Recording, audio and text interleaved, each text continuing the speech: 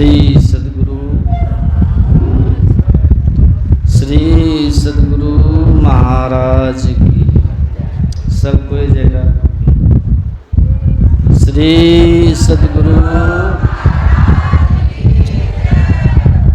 तेयं सदा परिभवग्नमभीष्टदोहं तीर्थास्पदं शिवविरञ्चिनुतं शरण्यं वृत्यार्तेऽहं प्रणतपाल भवाब्धिपोतं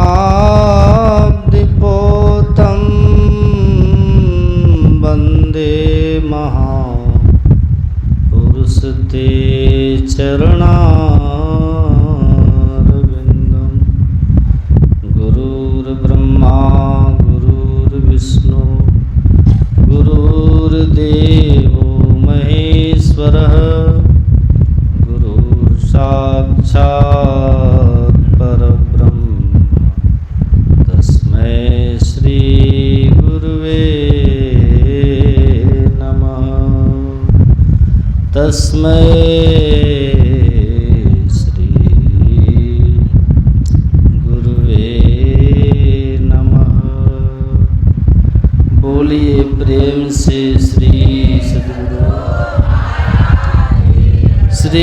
सद्गुरु महाराज की। श्री सद्गुरु 20वीं सदी के महान संत परमाराध्य संत सद्गुरु महर्षि मेही परमहंस जी महाराज के युगल पावन श्री चरणों में बारंबार नमन। पूज्यपाद महर्षि संत शिवी परमहंस जी महाराज के पावन श्री चरणों में बारंबार नमन। इस पवित्र स्थल पर उपस्थित वंदनीय साधु समाज, सत्संग प्रेमी महान भावों, पूजनीय माताओं एवं भक्तिमती बहन, ज़्यादा समय मैं नहीं लूँगा। थोड़ा सा गुरु महाराज के कृतित्व और व्यक्तित्व पर थोड़ा सा सुनाऊंगा। आप लोग धैर्य धारण करके और मुंह बंद करके सुनिएगा। आज परमाराध्य सद्गुरु महर्षि मेही परमहंस जी महाराज का 20वीं सदी के महान सर्वधर्म समन्वयकारी संत सद्गुरु महर्षि मेही परमहंस जी महाराज का 141वें ने पावन जयंती के अवसर पर हम लोग आराध्य देव के ज्ञान की चर्चा सुन और सुना रहे। आराध्य देव का प्रकटन माता जनकवती के पवित्र कोख से खोखसी श्याम मंजुआ में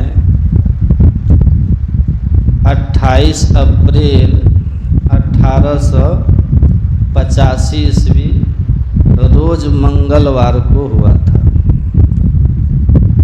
और उनका पैतृक स्थान सिकलीगढ़ धरहरा जो पूर्णिया जिला में अवस्थित है। हमारे गुरु महाराज जी का जब अवतरण हुआ तो कहा गया होनहार वीरवान के होत चिकने बात। जिस प्रकार महात्मा बुद्ध का अवतरण हुआ तो लोग कहते हैं 7 डिग चले थे, और आराध्य देव का अवतरण जब हुआ तो उनके सिर पर 7 जटाएं थी।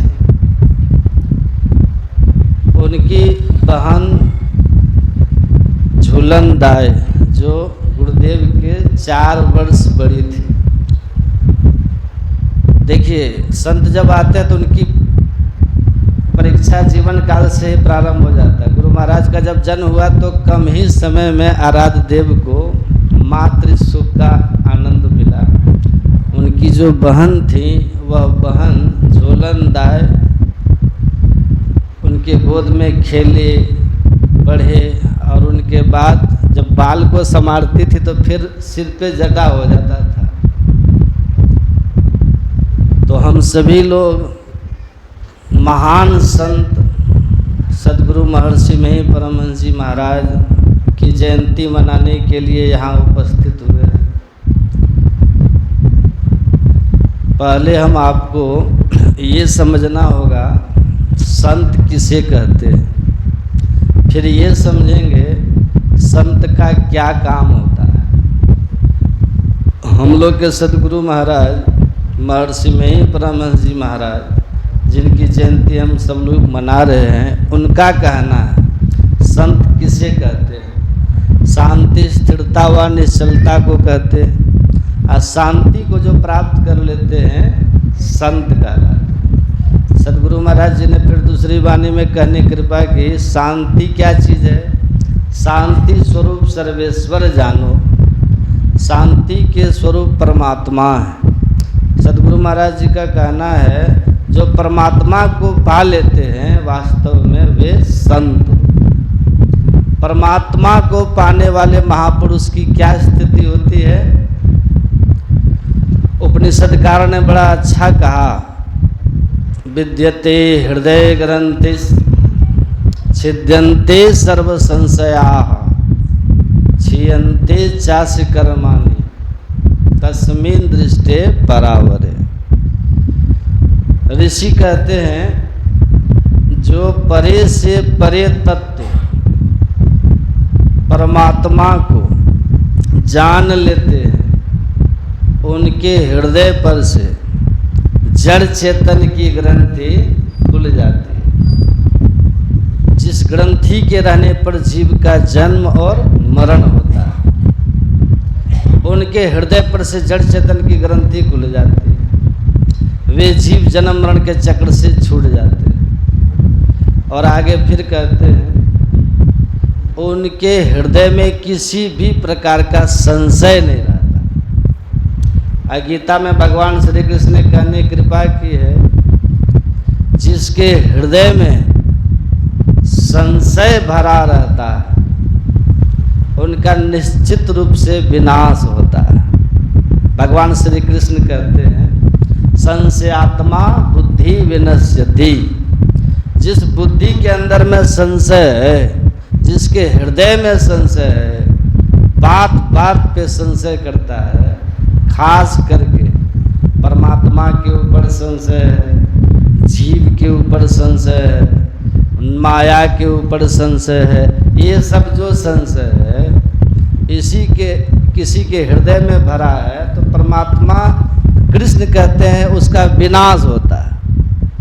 लेकिन उपनिषदकार क्या कहते हैं, परमात्मा को जो तत्व रूप में जान लेते हैं, पहले तो जड़ चेतन की ग्रंथि उनके हृदय पर से खुलती है, फिर उनके हृदय में किसी प्रकार का संशय नहीं रहता, जिससे उसका विनाश होता है। फिर आगे फिर क्या कहते हैं, उनका कर्म नष्ट हो जाता है, चाहे वो किसी भी प्रकार का कर्म हो, सात्विक कर्म हो, राजस कर्म हो, तामस कर्म हो, ध्यान से सुनिएगा, क्रियमान कर्म हो, संचित कर्म हो, प्रारब्ध कर्म हो, शुभ कर्म हो, अशुभ कर्म हो, कर्म हो, अकर्म हो, विकर्म हो, किसी भी प्रकार का कर्म हो तो उनका सारा कर्म नष्ट हो जाता है। कर्म के नष्ट हो जाने से जीव जन्म मरण के चक्र में नहीं पड़ते। संत पलटू साहब ने कहा अपनी वाणी में, जो जीव किसी भी प्रकार के कर्म के बंधन से बंधा रहता है वो जीव पुनः शरीर भाव को प्राप्त करता है। कर्म बंधा संसार बंधावे आप से।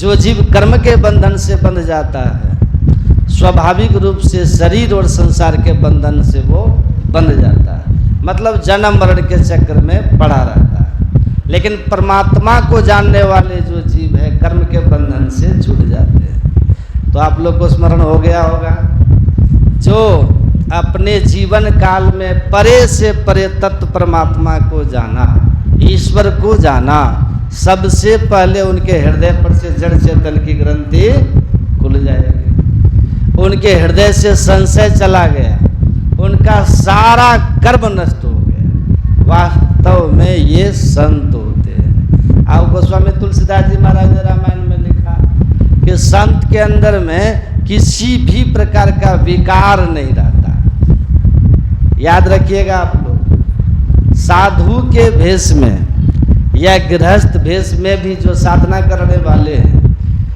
संत तो दोनों तरफ से हो गए, वैरागी में भी और संसार में रहने वाले भी, गृहस्थाश्रम में रहने वाले भी। जो साधना करते हैं, चाहे साधु लाइन में हो या गृहस्थ लाइन में, वो साधक है, साधना करने वाले हैं। अगर उनके अंदर में किसी प्रकार का विकार आ रहा है तो वो संत कहलाने के योग्य नहीं, क्योंकि संत निर्विकारी होते हैं। संत के अंदर में किसी प्रकार का विकार नहीं होता। गोस्वामी तुलसीदास जी कहने कृपा किए, सड विकार जित अनग अकामा, अचल किंचन सुचि सुख धामा। संत का ये लक्षण है। संत ऐसे होते हैं, उनके अंदर में काम, क्रोध, लोभ, मोह, मद, मात्सर्य, ये सब विकार, 6 विकार नहीं होते, या किसी प्रकार का विकार नहीं। वो अनग होते हैं, उनके अंदर में किसी प्रकार का पाप नहीं होता है। वो निकामी होते हैं, संसार की कोई कामना, संसार की कोई इच्छा उनके अंदर में नहीं रहती। ये संत का लक्षण है, इनको संत कहते हैं। और सुनिए, अगर ऐसे संत की शरण में कोई जीव चला जाए, उनका क्या लाभ होगा, उनको क्या लाभ मिलेगा? गुरु नानक देव जी महाराज ने बड़ा अच्छा कहा, संत शरण जो जन पड़ा सो जन उधरन हार। अगर ऐसे संत की शरण में चले जाएंगे ना, तो निश्चित रूप से उद्धार हो जाएगा। जो जन मतलब पुण्यात्मा से संत की शरण में जाएंगे, उनका उद्धार हो जाएगा। अगर पापात्मा भी चले गए, जो पापात्मा है, रत्नाकर कर जैसे पापात्मा है, आम्रपाली वेश्या की तरह पापात्मा है, ऐसे नीच भी, पापी भी ऐसे संत की शरण में चला जाएगा, तो वो गुरु नानक देव जी महाराज कहते हैं उनका उद्धार हो जाएगा, उनका कल्याण हो जाएगा। संत शरण जो जन पड़ा सो जन उधरन हार, और संत की निंदा नानका बहुरी बहुरी अवतार। अगर ऐसे संत की कोई निंदा करता है तो बारंबार जन्म मरण के चक्कर में पड़ता है। और संत कबीर साहब ने क्या कहा, अगर ऐसे संत की शरण में कोई जीव चला गया तो देखिए कितना बढ़िया खुलासा संत कबीर साहब कर रहे हैं। सुख देवे, अगर ऐसे संत के शरण में आए तो क्या देंगे आपको? वो सुख देंगे। सुख देवे दुख को हरे, आपके दुख को हर लेंगे। सुख देवे दुख को हरे, करे पाप का अंत, कह कबीर वे कब मिले परम स्नेही संत। अगर ऐसे संत की शरण में कोई चले आए तो संत जीव को सुख देते हैं, उनके जीवन से दुख को दूर कर देते हैं, उनके सारे पाप को नष्ट कर देते हैं। संत दरह जिमि पातक डरे, उनका पाप खत्म हो जाता है। तो ऐसे संत के अंदर में ये सामर्थ्य होता है, ये शक्ति होती है। और हम लोग के सदगुरु महाराज ऐसे ही संत हैं, ऐसे संत हैं। आज उनकी जयंती हम आप मना रहे हैं ना। सदगुरु महाराज जी का वचन है, सदगुरु महाराज ने कहने कृपा की है, मेरी जयंती मनाना किसी को तभी सार्थक होगा जब वो हमारे बताए मार्ग पर चलना प्रारंभ कर देंगे। हमारे बताए मार्ग पर चलना प्रारंभ कर देंगे, तब मेरी जयंती मनाना सार्थक होगा। जयंती के अवसर पर गुरु महाराज जी का प्रवचन हुआ था, ऐसा बोले थे गुरु महाराज के प्रवचन में है। तो सदगुरु महाराज ने हम आपको क्या बताया? सदगुरु महाराज ने कहा 2 कामों को रोज करना चाहिए, आप 5 कामों को छोड़ देना चाहिए।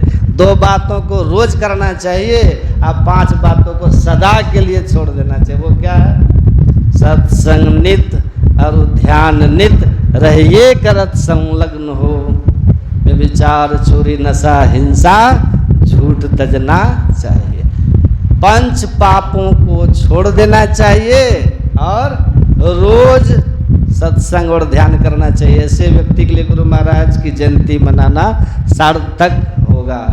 गुरु महाराज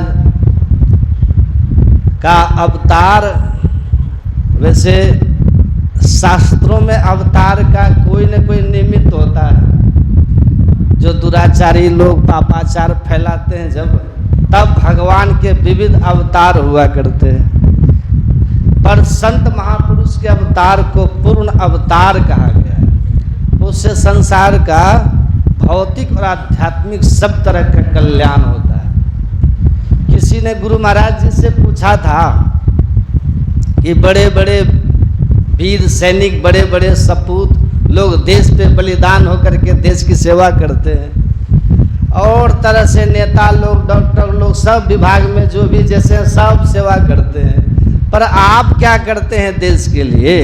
तब गुरु महाराज जी कहते, देखो जी, मैं देश के जड़ को मजबूत करता हूँ, मैं सत्संग के माध्यम से सदाचार का प्रचार करता हूँ, जिससे कि देश का बड़ा कल्याण होता है। वह सदाचार, शिष्टाचार, सुचाचार। तो इसी से ये बाहरी तौर पर, बाहरी नजरिया से भौतिक जगत में संसारिक लोगों को कल्याण संत महापुरुष करते हैं, और आध्यात्मिक जगत में भी लोग दुखी हैं। जैसा कि हम लोग गुरु महाराज के प्रवचन में पढ़ते हैं कि विविध प्रकार के मानस रोगों का वर्णन, तो ये सारे रोगों से संत महापुरुष मुक्त करा देते हैं। क्योंकि सदगुरु वैद्य वचन विश्वासा, संयम या न विषय कर आशा। तो रघुपति भगति सजीवन मुरी, अनुपान श्रद्धा मति पूरी। तो संत सदगुरु महाराज सबसे बड़े वैद्य हैं, और जो भवरोग को दूर करने के लिए भक्ति रूपी जड़ी देते हैं। इसलिए हम लोगों को ऐसे गुरु महाराज जी को प्रकट करना है, अपने जीवन में उसका अवतार करना है। देखिए, जब भगवान का अवतार हुआ था तो कारागार में हुआ था ना, जहाँ घोर अंधकार था, और वसुदेव जी की बेड़ी हथकड़ी में बंधे हुए थे। इसी तरह हम लोग भी अंधकार में पड़े हुए हैं, शरीर रूपी जेल में, और विविध प्रकार के कर्म पास में बंधे हुए हैं। जब हम लोग श्रद्धा, भक्ति और प्रेम से गुरु के पवित्र मंत्र का जप करेंगे, तो उसी जप की साधना के द्वारा हमारे जो कर्म बंधन की बेड़ी हथकड़ी है वो कट जाएंगे, और हमारे अंदर में जो घोर अंधकार, वहाँ प्रकाश छा जाएगा, और हमें गुरु के रूप का दर्शन हो जाएगा। और हमारे जीवन में यही गुरु महाराज के अवतार का अभिप्राय है। बोलिए प्रेम से श्री कृष्ण।